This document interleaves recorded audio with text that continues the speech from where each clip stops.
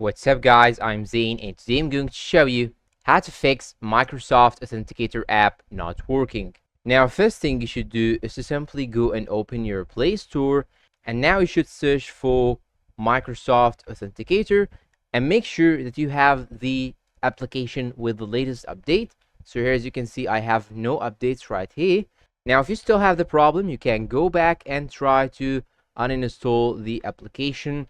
So you can simply drag it like this and uninstall it. Then after that you can simply reinstall it again and see if the issue is fixed or not. By these two previous methods we just make sure that this is not an application error.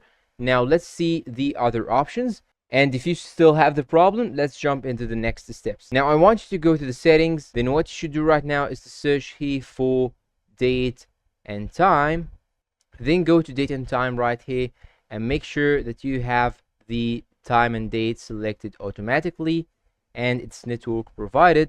Or you can see here another option. If you are using a different phone, you can see an option that says set automatically. Now go back and you should now check your storage. So here in my case I will search for storage, then I'm going to click on storage right here and make sure that you have enough space on your phone.